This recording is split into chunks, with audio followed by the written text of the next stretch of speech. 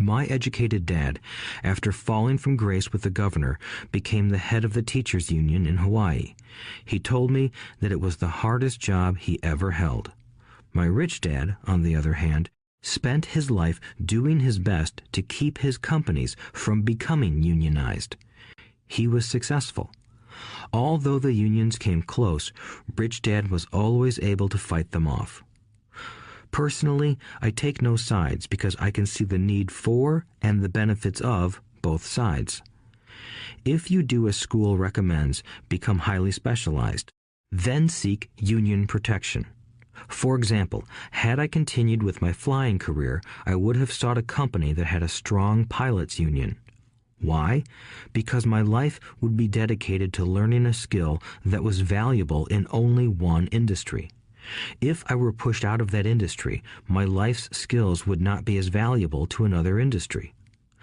A displaced senior pilot with 100,000 hours of heavy airline transport time, earning $150,000 a year, would have a hard time finding an equivalent high-paying job teaching in school. Skills do not necessarily transfer from industry to industry. Skills the pilots are paid for in the airline industry are not as important in, say, the school system. The same is true even for doctors today. With all the changes in medicine, many medical specialists are needing to conform to medical organizations such as HMOs. School teachers definitely need to be union members. Today in America, the teachers' union is the largest and the richest labor union of all. The NEA, the National Education Association, has tremendous political clout.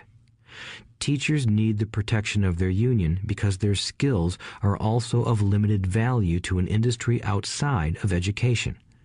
So the rule of thumb is highly specialized, then unionize. It's the smart thing to do. When I ask the classes I teach, how many of you can cook a better hamburger than McDonald's, almost all the students raise their hands. I then ask, so if most of you can cook a better hamburger, how come McDonald's makes more money than you? The answer is obvious. McDonald's is excellent at business systems. The reason so many talented people are poor is because they focus on building a better hamburger and know little to nothing about business systems. A friend of mine in Hawaii is a great artist. He makes a sizable amount of money. One day, his mother's attorney called to tell him that she had left him $35,000. That is what was left of her estate after the attorney and the government took their shares. Immediately, he saw an opportunity to increase his business by using some of this money to advertise. 2 months later, his first 4-color full-page ad appeared in an expensive magazine that targeted the very rich. The ad ran for 3 months. He received no replies from the ad, and all of his inheritance is now gone. He now wants to sue the magazine for misrepresentation. This is a common case of someone who can build a beautiful hamburger but knows little about business. When I asked him what he learned, his only reply was, "Advertising salespeople are crooks." I then asked him if he would be willing to take a course in sales and a course in direct marketing. His reply, "I don't have the time, and I don't want to waste my money." The world is filled with talented poor people. All too often, they're poor or struggle financially or earn less than they are capable of, not because of what they know, but because of what they do not know. They focus on perfecting their skills at building a better hamburger rather than the skills of selling and delivering the hamburger. Maybe McDonald's does not make the best hamburger, but they are the best at selling and delivering a basic average burger. Poor Dad wanted me to specialize. That was his view on how to be paid more. Even after being told by the governor of Hawaii that he could no longer work in state government, my educated dad continued to encourage me to get specialized. Educated Dad then took up the cause of the teachers' union, campaigning for further protection and benefits for these highly skilled and educated professionals. We argued often, but I know he never agreed that over-specialization is what caused the need for union protection.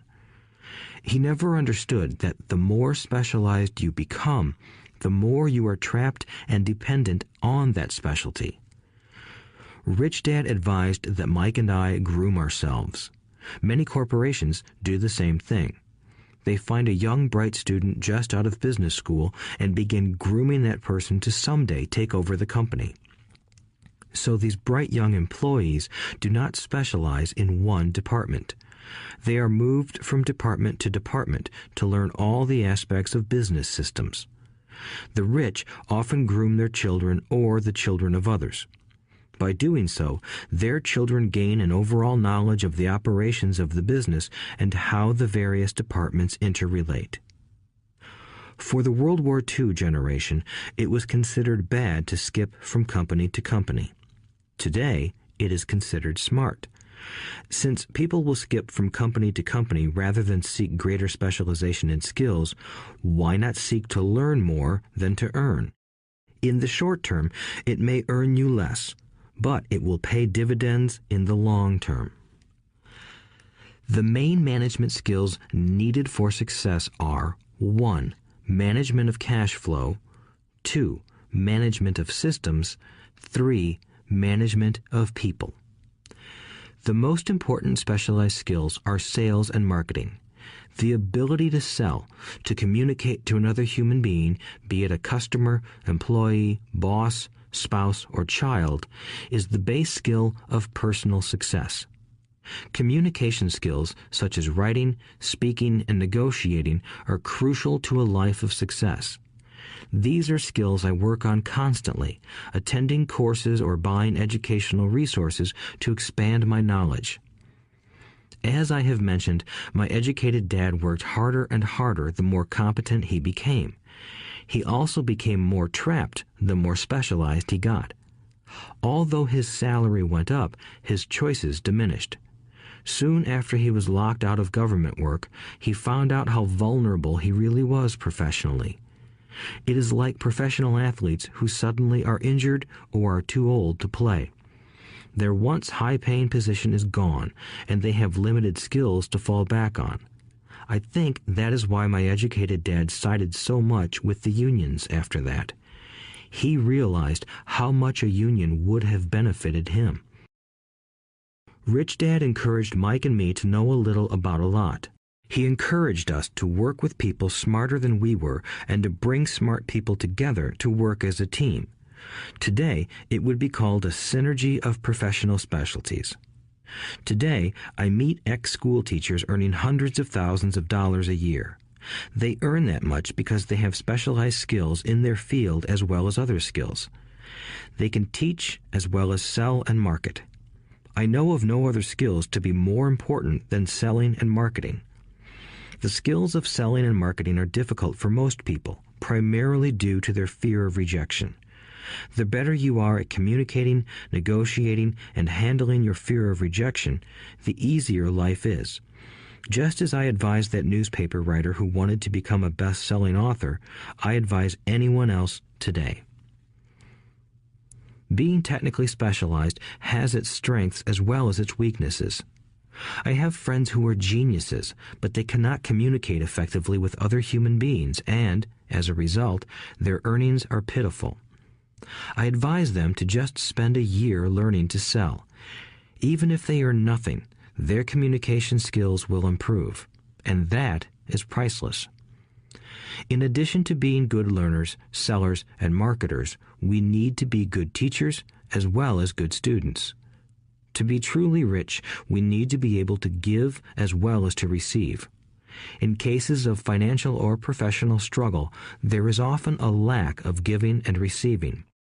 I know many people who are poor because they are neither good students nor good teachers. Both of my dads were generous men. Both made it a practice to give first.